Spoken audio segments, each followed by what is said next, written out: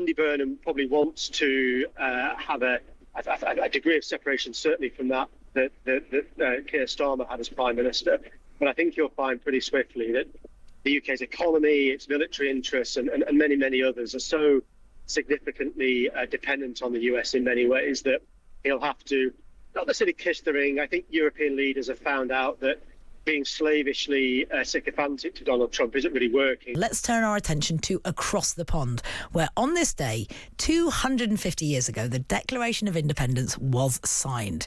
Here's President Trump's speech to kick off celebrations in front of Mount Rushmore.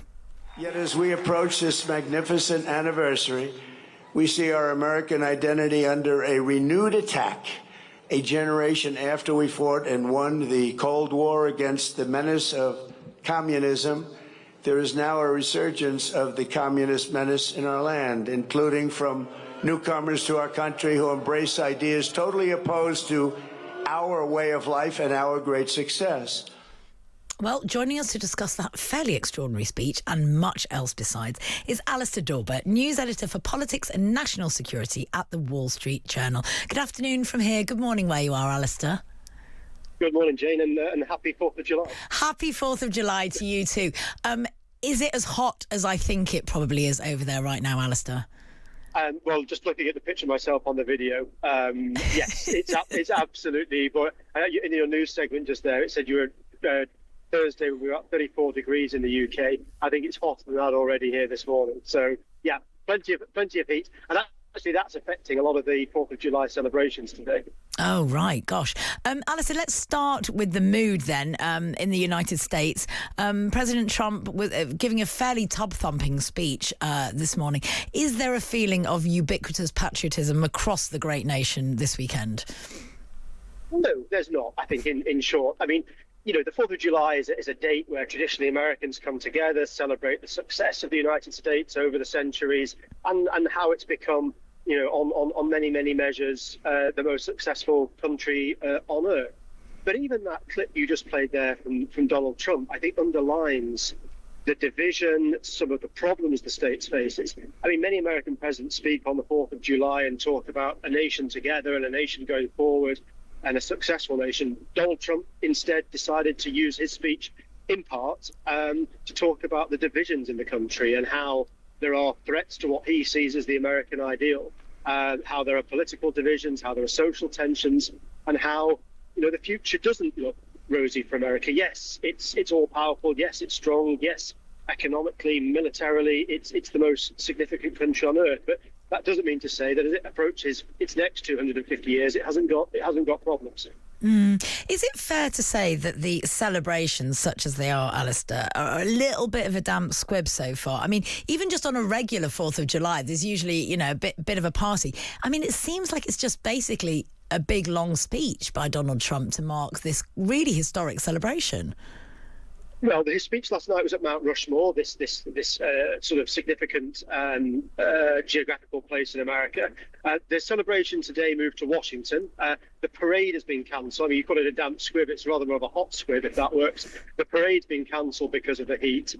There's a state fair taking part on the National Mall. There's the regular firework display. And yes, Donald Trump at about 9:45 tonight in DC makes his address to the nation. That might be a speech that's much more unifying. We'll have to wait and see. But yeah, I think it's a moment where Americans reflect, where they come together. But of course, at the moment, there is this backdrop of quite significant division. We were talking to Les Snowden, our World Cup correspondent, earlier on, Alistair, and he was talking about kind of how much the World Cup feels like it's bringing America together and creating the kind of a sense of curiosity and unity. Is it fair to say the World Cup's possibly generating more patriotic feeling than America 250 is right now?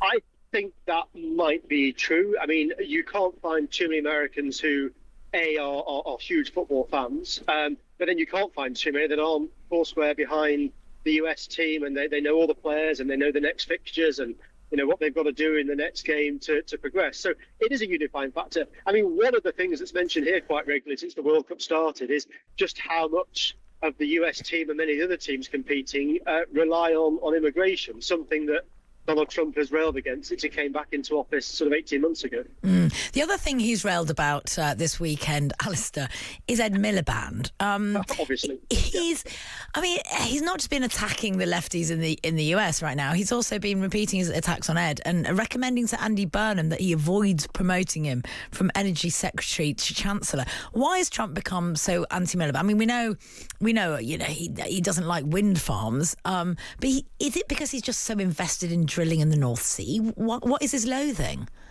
I think there are several reasons. First of all, I think Ed Miliband's politics probably represents everything that Donald Trump doesn't like in politics. Ed Miliband from the soft left, certainly not seeing eye to eye with Donald Trump. But on the specific issue is drilling in the North Sea. Ed Miliband, as your listeners will know, is very much against the idea of extra drilling in the North Sea, wants to concentrate much more on renewable energy. Donald Trump thinks North Sea drilling and North Sea energy is a sort of ticket to the UK for economic prosperity. He's opened up drilling licenses in the US. He very much depends on oil as the main and gas as the main energy drivers in the US and wants that to continue and wants the US to produce more. Ed Miliband sits on the other side of that equation and so therefore has come in for a lot of criticism from Donald Trump. I mean, the other thing, and with Donald Trump, you always got to look under the hood a little bit and look at the personal. Donald Trump's golf courses in Scotland are surrounded by windmills. He hates them. And I think that he possibly sees Ed Miliband as Chancellor as a threat to the aesthetics of some of his golf courses in Scotland that border the North Sea. Yeah, a little bit of self-interest going on there, absolutely. It's an interesting question how Andy Burnham should potentially play this, I think. I mean, he's obviously not been appointed as Prime Minister yet, but Trump's already railing against, his potential decisions before he even comes in. Now, I asked Anthony Scaramucci this last week when he was on the show. Trump's only got 2 more years in office. Keir Starmer obviously had a policy of playing extremely nice to Donald Trump and handing out letters of invitation from the king and kissing the ring a bit. Does Andy Burnham need to do the same thing at this stage, coming in, facing 2 years potentially of dealing with Donald Trump? Or do you think he can afford to ignore the attacks on Ed Miliband and just go through with his decisions? I think that if Andy Burnham decides to ignore Donald Trump and America writ large, he'll soon find that he has to change his mind. I mean, the relationship between the UK in particular and the US is completely intertwined, and it's just not something a British government can ignore. I think that Andy Burnham probably wants to have a degree of separation, certainly from that Keir Starmer had as Prime Minister.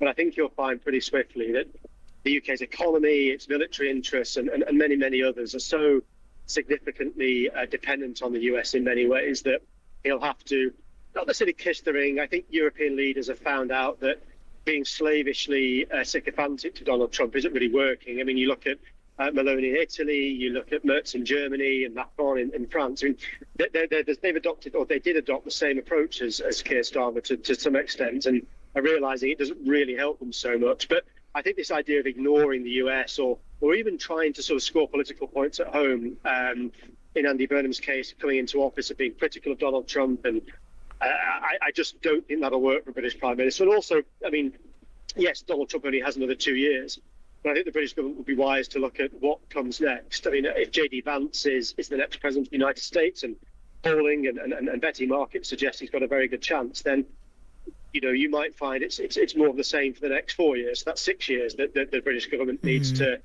worry about that. And the sort of shelf life of British prime ministers suggests that Andy Burnham may not see that out in the long term. Who knows? That's not a prediction. That's just a guess. Well, I mean, you're just going off recent records, Alistair, and who could blame you? I was going to ask you about that quickly before I let you go, Alistair. What is the US perception of our kind of merry-go-round right now of leaders? Because I remember when I was in the US, people were astonished at how often we were calling elections. It was that period where, I think there was like 4 elections in the space of about 5 years. What do they think now that we're getting rid of another prime minister? It's very difficult, I think, for the average American to understand the sort of the rate at which, or at least in recent history, the Brits have gone through prime ministers. Obviously, in the States, it's much more about the individual. You elect a president, you elect a senator, you elect members of Congress, and so forth. It's quite difficult to understand how a guy who wins a by-election on the outskirts of Manchester with 24,000 votes can suddenly, and as Donald Trump said, from a small town. I'm from just outside Manchester, but Donald Trump referred to Manchester as a small town the other day in a press conference. It's difficult, I think, for Americans to quite grasp how constitutionally Andy Burnham can go from running Manchester to running the country. But I try, as ever, to inform and educate my colleagues, and it all seems to work.